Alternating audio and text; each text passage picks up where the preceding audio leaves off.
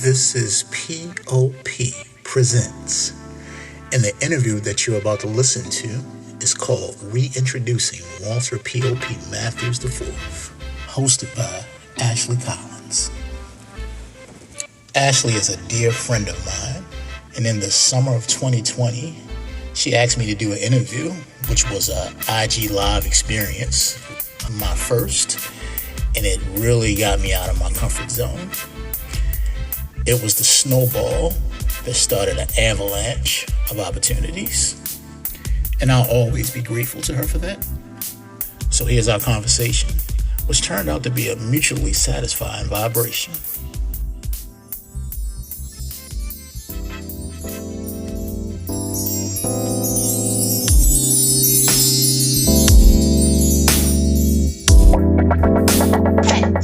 Will you introduce yourself to the world, please? I'm Walter P.o.p. Matthews IV, and I'm a producer, writer, composer, and a whole bunch of other things, but that's the main view. Hey, what's up, y'all? How y'all feeling? So how did you get started doing what you're doing? How did I get started? Oh, man. Which part? Because I do like a million different things. So. All of them. Pick one. Well, I've been a writer since elementary school. I used to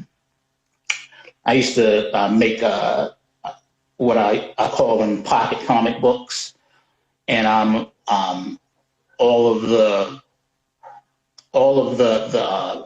cartoon, the afternoon cartoons that used to be on, like in the 80s, I would draw them and create my own stories to them. And I never knew I had a gift of writing. I would do well on all of the writer's test and everything. And I would write original stories to cartoons that were already on TV. And then eventually I got into hip hop. LL was the first rapper that really captivated me. His lyricism was just on another level, and the big words that he would use would really did captivate me. So that's how I started into writing and music. The first time I saw Michael Jackson, that was it for me. That was Motown 25. That's when that was my musical big bang. When I saw Michael Jackson, it was a wrap. That was it. What's beautiful about what? No, that's cool. I think that's so cool that you did little cartoons in elementary. Well, you wrote stories for cartoons in elementary school. I wrote original stories. I think that's hi everybody. Hey guys, I see a couple people popping in and out. Hello. So what shifted that you thought that I need to take this seriously as a career? Oh, that's a good question. I think the thing that shifted was, for one, I knew it was something. I knew it was something bigger and better for me. After a while, all the jobs that I would work would, I don't know, the jobs just seemed mundane. It never felt like I fit in at the jobs. I would even have one of the jobs that I worked. It was it was so just basic and not me. I had an administrator of the whole place come to me and was like, do you do anything else? It's like something about you. What else do you do? She was fishing for other things that I did. And the job was very entry level, and she was fishing for other things that I did. And, long story short is, our conversations led to a promotion. Because I also have a background in art. Everything started with writing and art, and my background, when I told her that, I went to school for commercial art and I went to school for art. When I told her that, it was a senior facility that I worked at. And when I told her that led to a promotion. I started on my free time painting for the seniors, and that led to a promotion. That led to a promotion out of the position that I was in. And so I think it was assistant activity director or something like that. But just somebody seeing something in me elevated me to doing, and when I worked with the seniors, I was doing things that I was talented in, art, music, all of that. So, it's amazing when somebody sees something in you. I'll never forget that story. Because that was one of the things that lit the spark in me as a creative doing it as a career. I hope that wasn't too long-winded. No, I love it. No, long-winded. That was a really nice story. I love that. I probably write about that story. What was the worst job that you've ever had? Oh my God. I'm in the health field, right? But the worst job I had was the worst. You know what? I think the worst job. I have some background in warehouse work. That would probably. I worked as a forklift operator, and that job was very oppressive. Like the whole environment was very oppressive. He's like, we would take breaks and the supervisors and managers would peek in and thinking can't we got a 15-minute break and we enjoy our break without you popping in and hounding us and so that job was I think I was there 2 months. That was a very oppressive job. And that job, I remember, I knew it was something else for me. I worked along with another guy that was just as new as I was. And I don't know, it seemed like he was scared of the managers or whatever. I remember one time, him and I were, we were training, we were doing our job. The supervisors came by and he was like, put your game face on. I'm like, what? Put your game face on. So, I have a deeper story about that, but that's too, that may be too deep for this live right now. But he pretty much told me, put my game face on, like we were slaves or something. And I knew at that moment, I'm like, I'm telling you, man, this is not for me. Something bigger and better for me, So there it is. So as a composer / producer, how long does it take you to make the perfect song? Because I know nothing's ever perfect, but forgive me for phrasing. How long? When it comes to that, I'm very technical and I'm a perfectionist, so it can take me, when I get it right, when I feel it is right up, I'll mix a song about 100 times, and so I feel like it's right, basically what I do is I create a song. Sometimes I have to create a song in its roughest form, and come back to it the next day with fresh ears. That's what I learned from being in the producer community. You create, mix it, and do all that, and come back the next day with fresh ears. And I do that same thing with writing. I just wrote another article. I just wrote it, and probably today or tomorrow I'm going to edit it. So, writing and composing, I approach them pretty much the same way, a very technical way. But, I do things over and over like a perfectionist. And, it took me weeks to finish, one piece, one composition, one article, even the photos that I take, I take a lot of different angles and, pick the best one, so. So yeah, on your page, you do post a lot of photos. Do you have a professional camera? No. Oh, it's off your phone. Yeah. How cool is that? No, because they're really pretty. Like you take a lot of sunset photos, and it's like that's really cool that you do just from your phone. Yeah, it's just from the phone. It's really a hobby that turned into something I did more, and eventually, I do plan on getting more expensive camera, because it's some shots that I want that a phone can't capture, some real big shots that I want, like the moon, I want better moon shots, but it all started as a hobby, art is art to me, I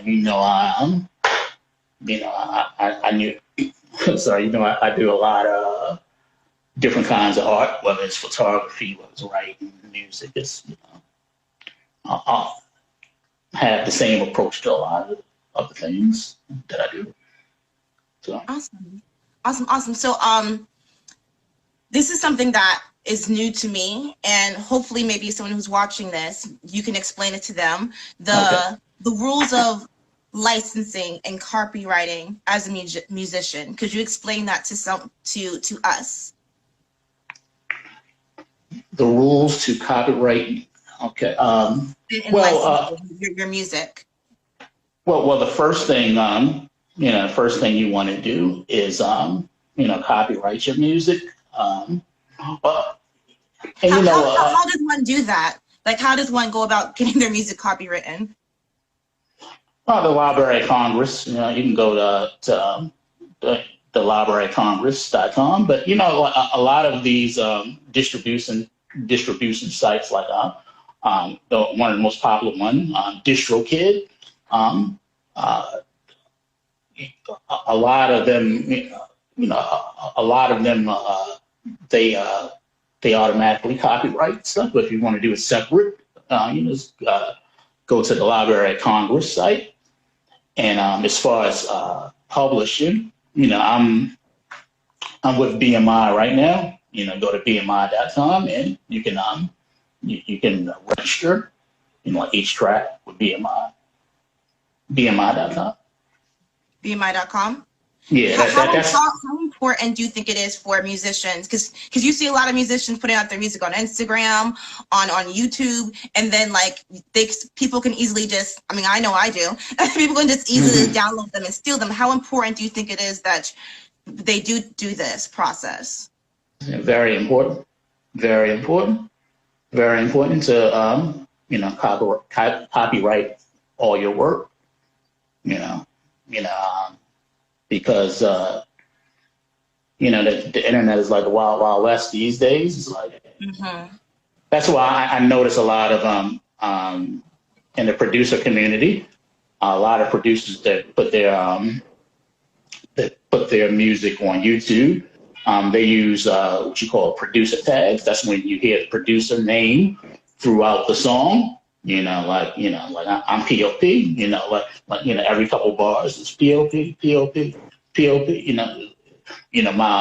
My voice tag will go out through the song, so nobody won't rip off somebody's song. That's genius. I didn't even know about that. Yeah, it's a lot. Yeah, it's a lot that I learned. I've been a producer for since officially 06, because 06 was, 06 was the first album that I produced, and my first album actually was Christian hip hop when it wasn't even popular. I produced a Christian hip hop album when, people was wondering what that even was. It was like it's a lot more popular now, but when I did it, it was It was really different. So, but yeah, '06, '06 was my, debut year as a producer.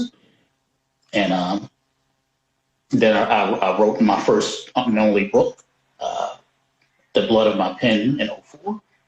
So you've been doing this for a while. yeah. You can give like so much advice. Okay, Yeah. So can you explain how equity works in the music business? Because I know that, and this is going to sound like such an immature example, but like bear with me. I know that the actor who sang the voice of Simba in The Lion King, he gets paid in equity still to this day. Yeah, and I was like, oh, that's cool, but like, what is that? That's a royalty. Royalty. Okay, so the word I'm looking for is royalty. Okay, can you explain royalties to us? Royalty is like they call it like a back end. I'll give you an example of of a royalty. That I'm set up to get. I have about 50 like tracks registered and floating around to be placed on TV. When they get placed on TV, I get a royalty, and the royalty has to do with how many times the song get played, like on that show. On a reality show like Love and Hip Hop, or Housewives or this or that, or Atlanta, any reality show whatever show picks up, and the royalties, the way that they work is, I know the way BMI works, you get paid quarterly, and so it's probably the same thing with I forgot his name, but I know the guy you're talking about who voiced Simba. Yeah, I forgot from the original Lion King. He also played Michael Jackson in the '90s. Yeah, I just can't remember his name right now.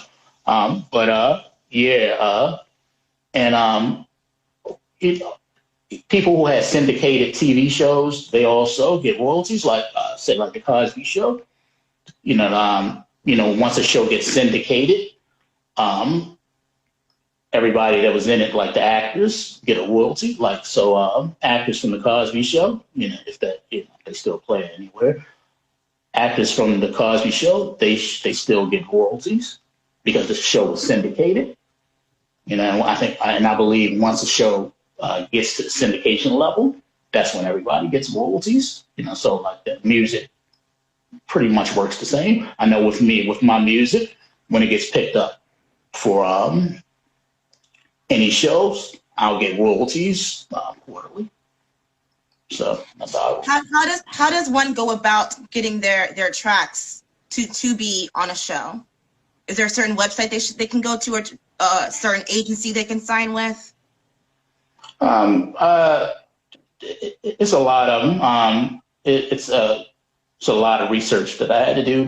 I would do your research, Google sync licensing, and there's a lot of, because it's a lot of resources. So I would do your due diligence and sync Google sync licensing, and so a lot of stuff. Google sync license and Google, just be direct. Google how to get my tracks on TV and sync licensing. Yeah. And there's a lot of stuff that'll come up, I've done a lot of research over like the last 5 years. There's a lot of stuff out there, and a lot of stuff that I can help people with.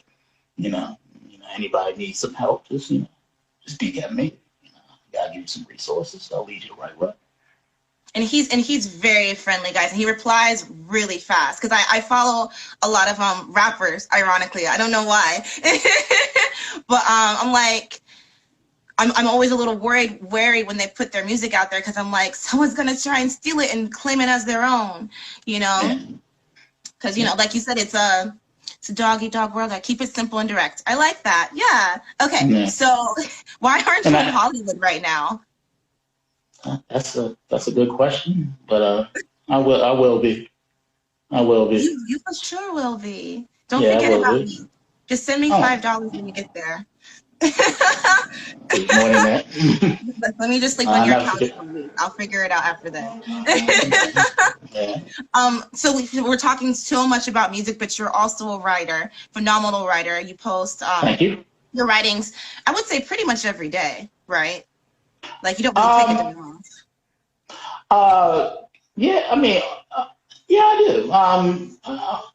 I post quotes to Instagram and but they're Facebook. your original quotes, though. Like they're not copied quotes. Yeah. It's I like writing spontaneously. Now, like now that I'm doing articles, and you can ask me more about that. But now that I'm doing articles, I spend more time on those because they actually get published, and seen by a wider like audience. So, I take a lot more time and thought into writing those. Like I write my articles like I would write and edit a book. Can you tell us about the process of getting a book published? Well, when it's something. When I got my book published, self-published in '04, a lot of things were different. Like back then, I actually published my book and published the ebook before. I don't even think it was a Kindle yet. It wasn't even a Kindle to tablet yet. I published my book online at a time where everybody wanted books, like they wanted them signed in hand. Like they would look at me like I was crazy when I said, "Oh, my book is soandso.com." Like, no, yeah, I want it in hand. This is '04. Like I said, tablets weren't out. I had an ebook before tablets were out. So I wanted to say that again. It's like I literally had an ebook out before tablets were out, and I had my book online when people were still scared to buy things online. Nobody wanted to buy anything online in '04. So I had to buy all of my books in bulk and have, I guess, little book signings or whatever. But it's time I write some more because I still have some promotion of that when they do. That book, The Blood of My Pen, is like a poetic autobiography. So I'm still promoting all these years long. I don't know how many years that is, 04, 16 years. I'm still promoting that book. I need to write some more. I'd love to read it. Yeah, I got to get it to you. Yeah. Definitely got to get it to you. So would you recommend to writers now just sticking electronic? Don't make paper books.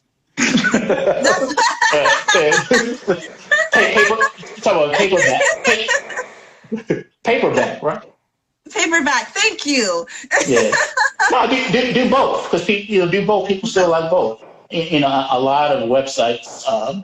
When I do my next books, I'm going to look for another publisher. I'm like the one that's on now is called Lulu, and I may go back with them, but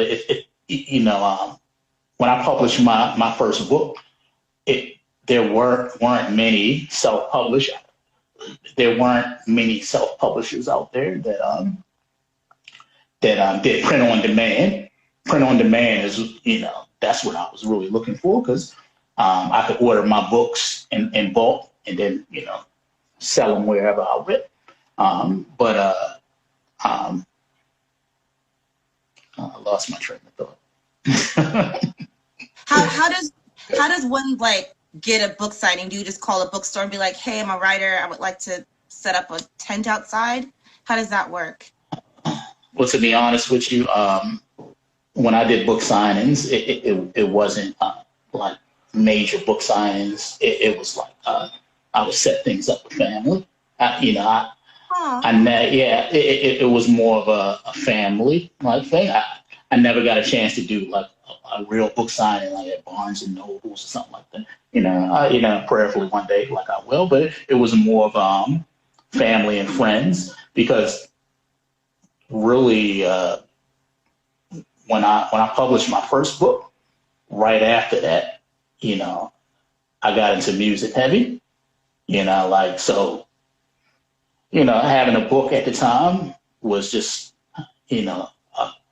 something that set me apart because at the time that I published my book, I was with a Baltimore local label, and I was heavy into that at the time. So really, I was with a local label, a local record label, and everybody there was so talented. It made me step my game up as an artist because I do have one hip hop album as an artist, but this label that I was at, it was so many talented singers and rappers. It's like you had no choice but to step your game up. So when I published that book, that was the thing that set me apart, everybody, because as a rapper at the time,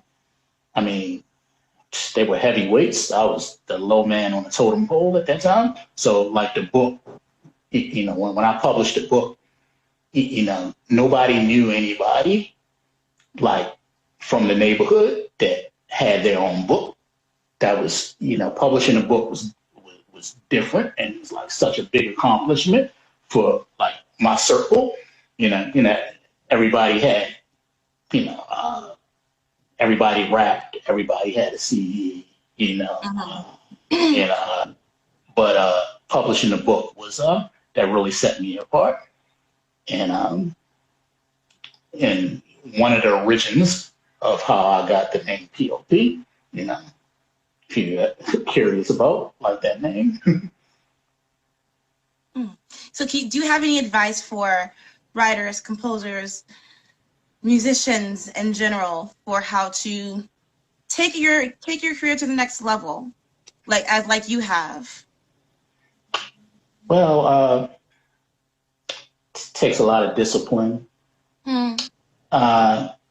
Takes a lot of discipline, takes a lot of faith, takes a lot of belief in yourself.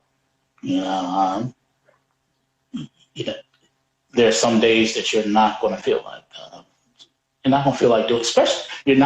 doing, especially if you still have a full-time job. A lot of times when you have a full-time job, it's like, when you get off, it's like, you're ready to watch Netflix, ready to kick back, and it's not a lot of energy. I have to really push myself to do this, on my off days. So, you have to do your craft when you don't feel like it. Get out of the mindset of thinking that you're going to work on something. When you're always rested, when you always feel like doing it. The thing that's going to separate you is doing things that's uncomfortable, doing it when you don't feel like doing it. And I've been doing that a lot more, almost like tricking my mind, a day that is supposed to be my relaxed day. You know what? I'm going to switch it up. I'm going to switch it up. I'm going to turn this computer on and I'm going to work on something. So, be diligent, be disciplined, believe in yourself, and find something that you're passionate about.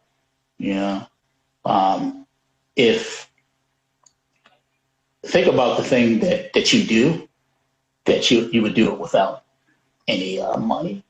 Think about that. Something that is fun to do, that you're not thinking about like your career or money or something. That's actually my brand, Q to Score. When I created Q to Score, That's my Q to Score is my composer hat. When I created Q to Score, that just came from pure love because when I was young, when I was young, my mother would take me to movies, and I always loved the movie soundtrack. Like I think the first one was Superman the movie, and I fell in love with the original scores. So, I started doing it myself, and just as a hobby, and it turned into something bigger. So I hope that answered your question. No, it does. It does. It does. I'm so happy that I know you. Oh, that's so kind. Thank you. I sincerely am. Well, we go back literally since I first started vlogging, and this is our first time meeting each other in person. I just thought about that. That's so awesome. Well, I guess not in person. You know what I'm saying, though? It's the first time that we've talked. Yeah, that's so awesome. I'm so happy that I know you. Same here. Okay, so where can people find you, follow you, stalk you, all that fun stuff? Well, you can stalk me, you mess with me about this, like sometimes, like how many accounts I have, but I have a couple accounts. A couple. P.o.p. the producer, P.o.p. the writer, Q to Score. They're the main ones. P.o.p. the producer, P.o.p. the writer. They're the main two. And then I have a photography one. Zen is within, and what else? They're the main ones. Just you can look up P.o.p. the producer, at P.o.p. the producer, at P.o.p. the writer. The one I'm on right now. Awesome.